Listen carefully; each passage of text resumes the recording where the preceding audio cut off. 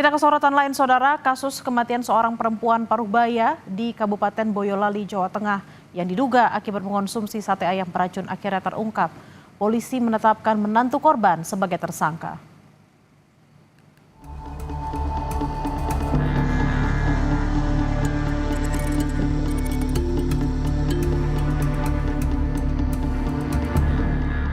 Kasus pembunuhan perempuan Parubaya atas nama Aminah di Kabupaten Boyolali, Jawa Tengah akhirnya terungkap. Dari hasil pemeriksaan otopsi, ditemukan zat beracun yakni racun tikus pada lambung korban. Zat beracun itu identik dengan yang ditemukan pada tusuk sate dan bangkai ayam di sekitar TKP. Polisi pun menaikkan status terduga pelaku berinisial PW dari saksi menjadi tersangka. Tersangka yang tak lain menantu korban mengaku mengirim sate maut kepada korban melalui akun palsu ojek daring yang mengatasnamakan adik ipar tersangka. Motif tersangka melakukan pembunuhan berencana didasari rasa sakit hati terhadap korban yang selalu mengabaikan tersangka. Terduga pelaku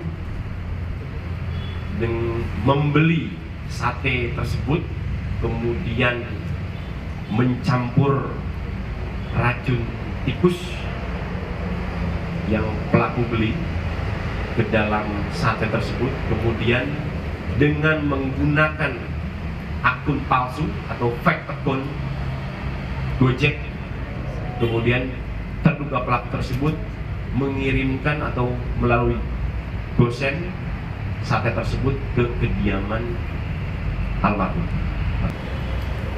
Dari hasil pemeriksaan, motifnya itu adalah ataupun salah satu alasan kenapa terduga pelaku ataupun tersangka melakukan hal tersebut dikarenakan tersangka ini merasa sakit hati, dikarenakan sering tidak ditanggap, dikarenakan tersangka ini memang tidak bekerja.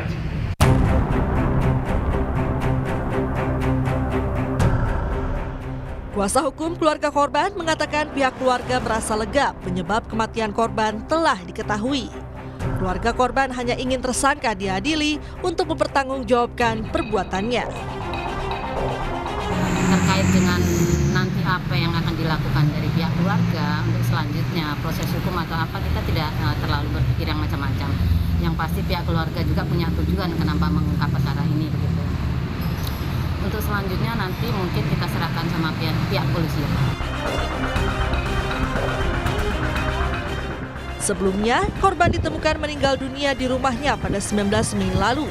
Kematian korban dinilai janggal karena terjadi dalam hitungan jam setelah menerima paket sate ayam misterius dari orang tak dikenal. Setelah serangkaian penyelidikan, polisi akhirnya menetapkan menantu korban sebagai tersangka. Atas perbuatannya, tersangka terancam hukuman pidana mati atau penjara seumur hidup atau penjara paling lama 20 tahun. Tim Liputan Kompas TV.